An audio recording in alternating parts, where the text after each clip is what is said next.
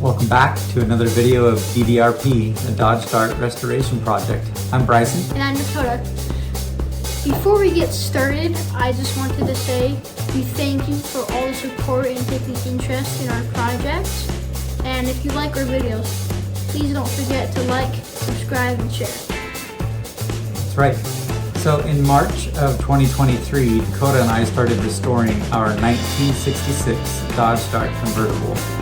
In our last video, we took out all the interior parts, which were in very bad shape, if we're being honest. But that's a project for a much later date in the build. So today, we're going to be sharing some videos and some pictures of us troubleshooting the convertible top pump, hydraulic hoses, hydraulic piston rams, and once again, I will link all the parts that we used for this portion of the build in the description. So after we removed the interior and vacuumed out the car, Dad here from the hydraulic hose, and it snapped in half. I guess that's to be expected when it's sitting in the heat, Arizona heat, for 60 years. But, so we already knew we had to replace the hoses, but we didn't know if we needed to replace the pump or the piston. So we hope for the best. Right. You know, I didn't make a video of all the work that we did on this segment of the build, but some of the things I did do was I did remove the convertible pump. It's attached to the frame and sits on these little rubber feet, rubber mounts. Because again, this car is 60 years old, the rubber was really hard and brittle, so there was no pulling the pump out without breaking those feet. So I actually had to break those rubber mounts and so I could get the pump out. So I removed the pump, and the pump, and I'll show a picture of this, it has a reservoir on one side. Back in the day, they used brake fluid as the hydraulic fluid for the convertible pump. Nowadays, it's most common for them to use automatic transmission fluid.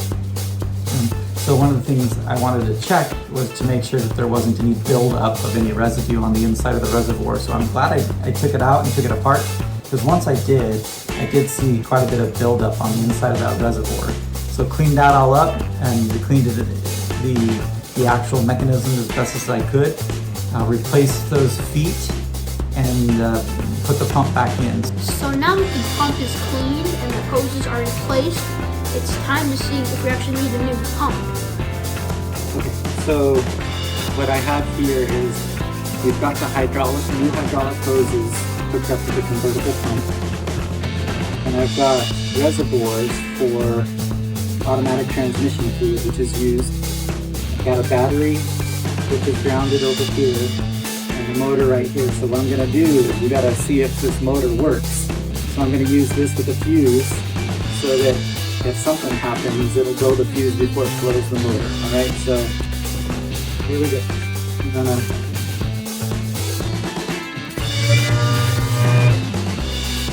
I'm leaking here. I can see that seal, so I'll have to tighten this in.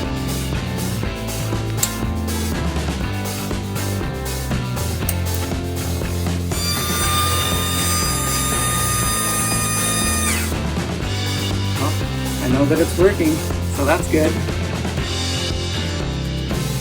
Alright, so back here working on the hydraulic system and bleeding the hoses because there's some air in the lines. So what we've done, Dakota and I have kind of rigged it so that it's a little bit easier to work with.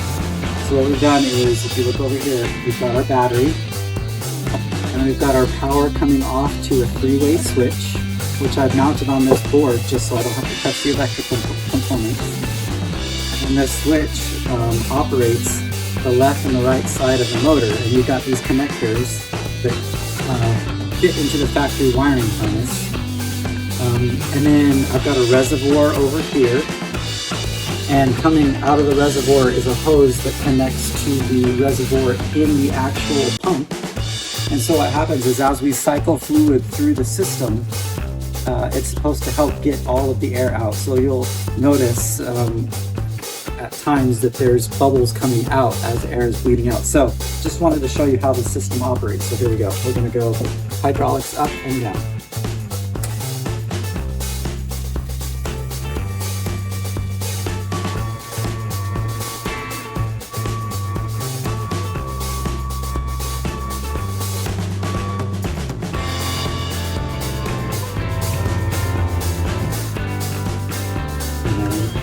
Back down. Notice that there's bubbles coming into the reservoir as it's getting air out of the system.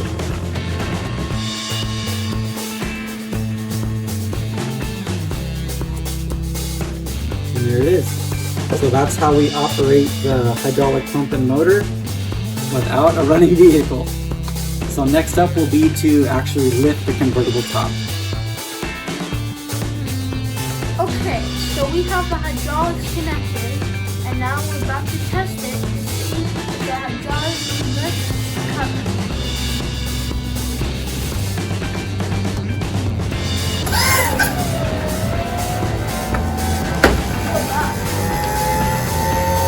It's working!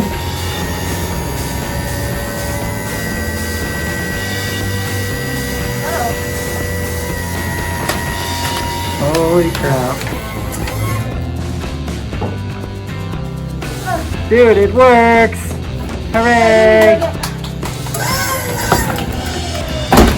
Oh boy. Keep going. I don't want them to follow me. Keep going. Stop, stop.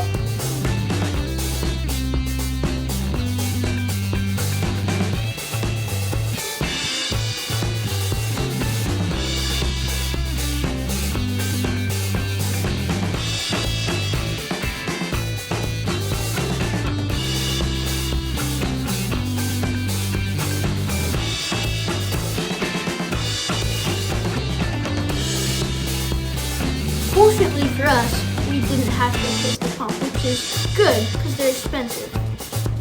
So after we got everything installed and the convertible top working over the next few days, I noticed that the driver's side piston ram was leaking. And so I tightened up the hoses a bit to see if that was the problem and monitored it for the next couple of days, and it was still leaking. So again, these piston rams are original to the car. There are internal seals inside the piston rams itself, and a lot of times those seals on either end can go bad as well. So I did some research, and there are people that do rebuild piston rams. For ours, it would start at about $200. And then I also researched what it would cost to just replace, and it was about the same price. So I decided to replace the piston rams instead of just rebuilding the ones that we had.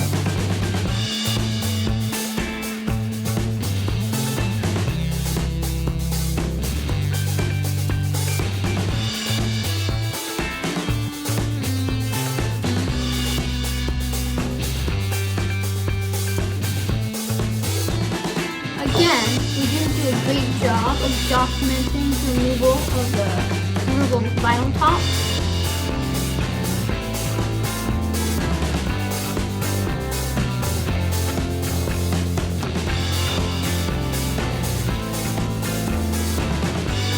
Fortunately, there are quite a lot of places that we need instructions because there was too damaged to repair.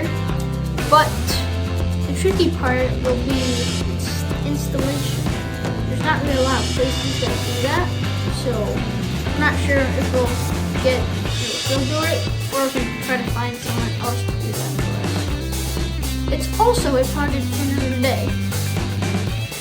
Okay, so now that we have the convertible top working, got that setup going there.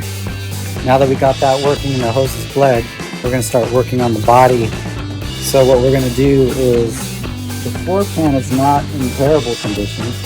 There's no big holes going through, but it does have some surface rust, and it does have this body sealer that's all over it that we're going to scrape up and remove, and we're going to sand some of these rust spots off.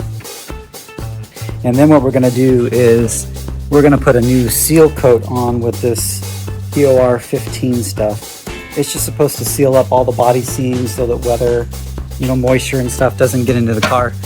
But when it's all done, it's going to look like a brand new floor pan. It's going to be gloss black and all pretty and consistent and stuff. So that's what we're working on next. Well, we hope you enjoyed this video and will join us next time as we work on the floor pan of the car. Thanks for watching.